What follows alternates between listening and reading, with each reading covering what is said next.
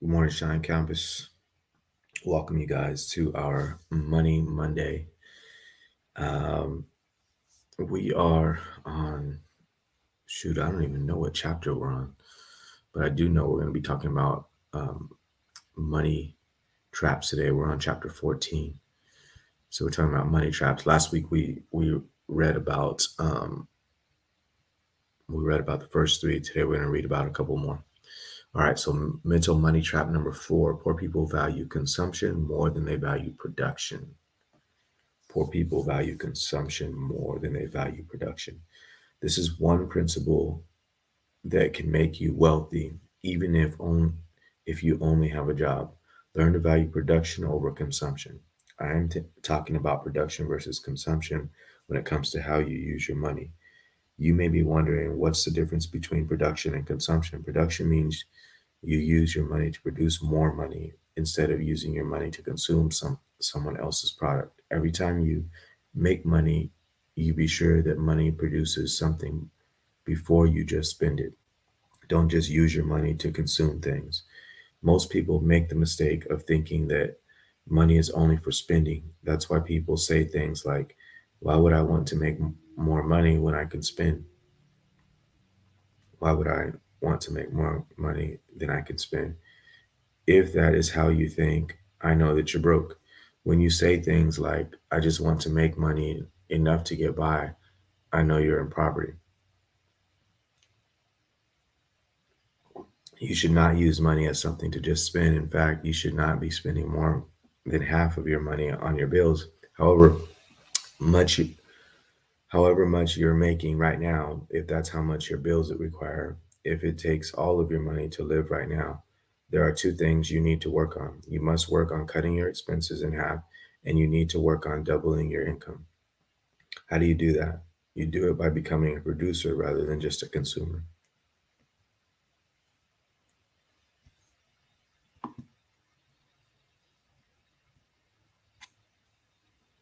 Let's see. Okay. Most people have the mentality, most people have the mentality that causes them to think they have to have every nice thing they see. I've got to have these $200 shoes and these $70 jeans, and on it goes. Not that there's anything wrong with having those things, but there is something wrong with with using the money that you should be using for financial freedom to buy those things. Don't be just a consumer. Don't just look for the name brand stuff or spend extra time or extra money to buy somebody else's name on your clothes. By this I mean logo and brand. Use your money to become rich, and then you can buy anything you want.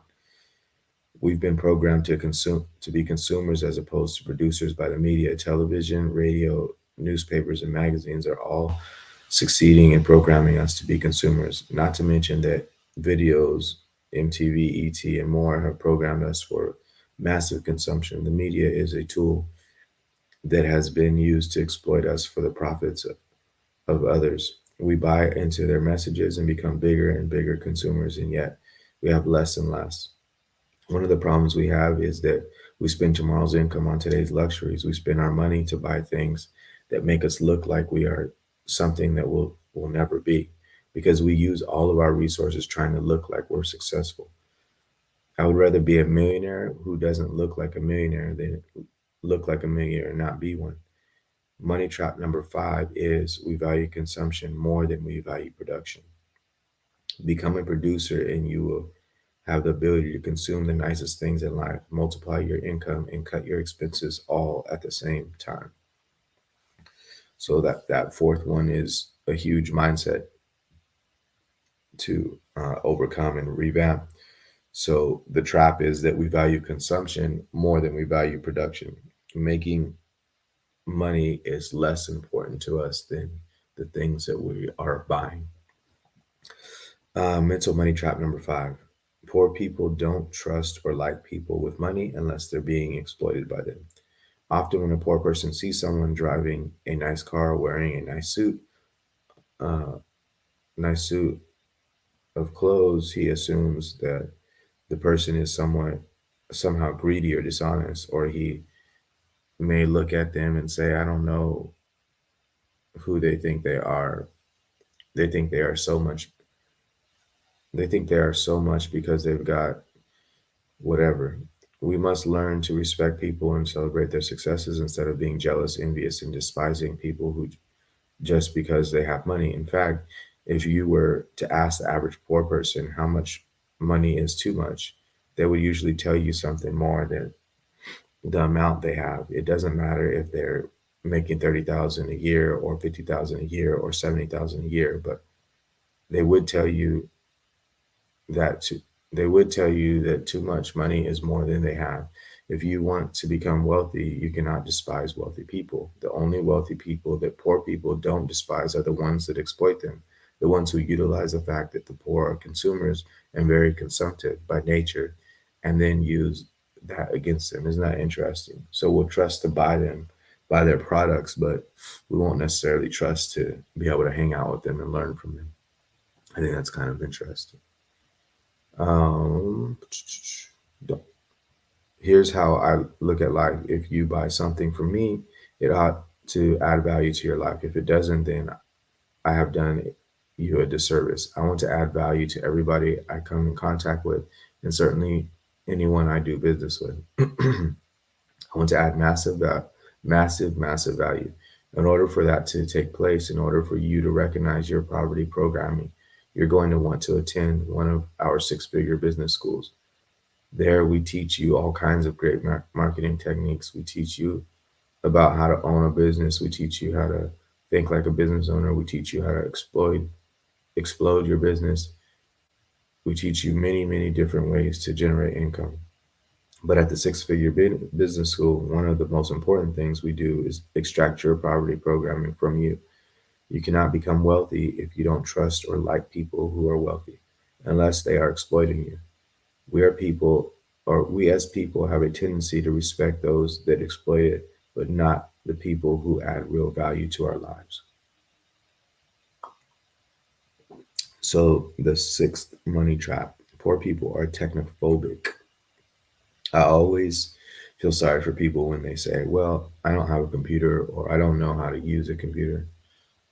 Um, so, this book was written, I think, probably about 15, maybe 15 years ago, 20 years ago. And you could see like some of the things, the references aren't exactly the same, but there's some concepts that still make sense.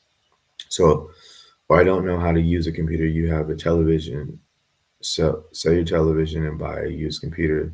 You say, well, I wouldn't get that much for my television. Sell all of your televisions, even if you don't get that much for the television. You'll be better off without it until you learn to create wealth. I know that this is some pretty radical stuff. The poorer you are, the more difficult it is for you to imagine giving up your television. And television is an electronic income reducer. When I was poor, I got rid of my television until I wasn't poor anymore, until I got over the addiction to being broke. I got rid of my television. I noticed that being addicted to television and being addicted to being broke go hand in hand. I got rid of my television and my financial picture turned around. I wanted to make sure that I supplied a great living for my family and left a legacy for my grandchildren and my great grandchildren. So I'm going to encourage you to do the same thing.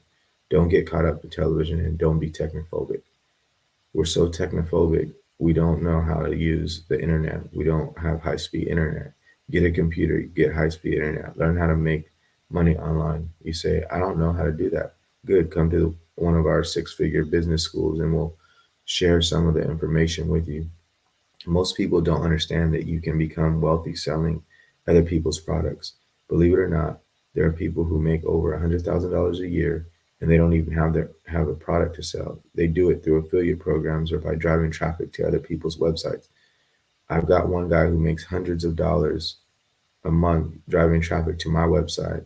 He doesn't have to worry about delivery of product or fulfillment of product.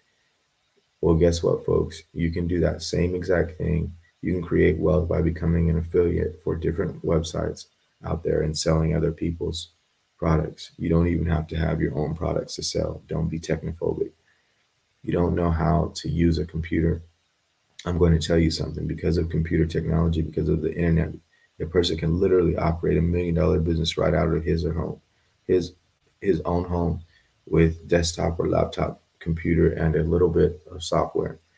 For example, if you want to create a music CD, you no longer have to rent a studio and buy expensive sound equipment. You can now create a professional sounding CD in your basement with a good computer and a program like Sound 4, Vegas, Reasons, or Pro Tools. You can also create books now much more cheaply than before. You can even produce a music video with $1,000 camera and your computer. You no longer have to spend tons of money to create these types of products. For example, a friend of mine and I started a record label. He's a brilliant musician. We started this record label to write and create songs that help people become wealthy. If you want to hear some clips from some of those songs, you can go to our music website. There you can listen to some song clips from our first album. These songs we created for conferences, for entrepreneurs, and for people who want to become wealthy, to give them something to listen to that would empower them instead of disempowering them. If you want to become wealthy, money trap number 7 that you need to avoid is don't be technophobic or techno ignorant. I've created programs on my personal computer that have made me a fortune. They have made me 6 figures in a month, 6 figures in a week, tens of thousands of dollars a day, tens of thousands of dollars an hour. This would not be possible were it not for the leverage of computers. Don't be technophobic. Learn how to use a computer, learn how to use a conference call line, develop your own conference call to teach people where you have what you have learned.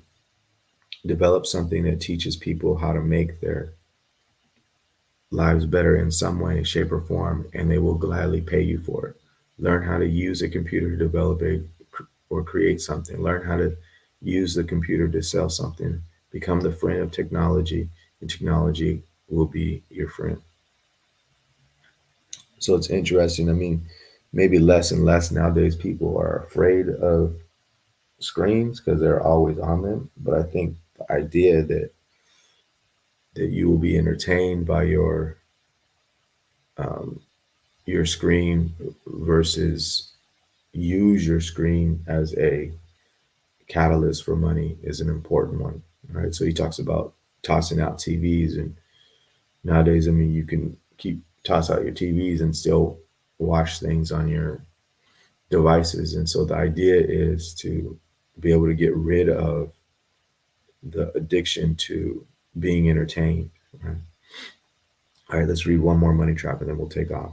Money trap number 7: poor people value security more than freedom. This money trap is a big one. Security and freedom are not the same thing. I like what Helen Keller said. She was blind, deaf, and mute. She wrote, "Security does not exist in all of nature. Neither does the sons of man as a whole experience it. Life is either a daring adventure or nothing at all." I want to ask you a question today. What is your life? Is it a daring adventure or is it nothing at all? Let me ask you another question. What is your life becoming? Is it becoming a daring adventure or is it becoming nothing at all? If you feel your life is nothing at all, it doesn't have to stay that way. Your life can be more exciting than an action adventure movie. Back when I was driving that trash truck during the day, I was reading books in the evening like How to Master the Art of Selling Anything, The Greatest Salesman of the World, The University of Success Unlimited, The Richest Man in Babylon, $1 Million Habits, and on and on. The books that I was reading and the tapes that I was listening to were changing who I was so I could create freedom for myself and my family. I was expanding my mind so that I wouldn't have to be stuck with a blue collar job or in corporate America my whole life. I went from being the trash man to being the cash man because I valued money and independence over security. Benjamin Franklin said, "If you seek security, you have no independence. I want to be free. I am more interested in freedom than security." Most people are more interested in security than freedom, and that's why they stay trapped at a job that they hate their whole life. They're afraid that they're going to lose their security. I'm not going to tell you, I'm going to tell you something. The security that you have is really not security, it's just a false sense of security. If you don't believe me, ask 30,000 people who were laid off by Ford Motor Company when whether or not they have security. Many of them were probably working for Ford for decades, yet now they don't have a job. Why? These people find themselves in this unfortunate circumstance because they value security over independence and freedom. America is known as the land of the free and the home of the brave. But how many people do you know who are really free? I mean, really free. I don't want to just live in the land of the free. I want to be free in the land of the free. I have financial freedom. I have time freedom. I literally can wake up and have a brand new day. It's like a blank canvas, and I can paint on that canvas anything I choose. Why? I live this reality because I value freedom over security. When you get to the place where you value freedom over security, you can get to the point where you are financially independent, financially free, and not seeking financial security. All right, you guys, those are the money traps we're doing today. We'll talk to you guys soon. Enjoy your day.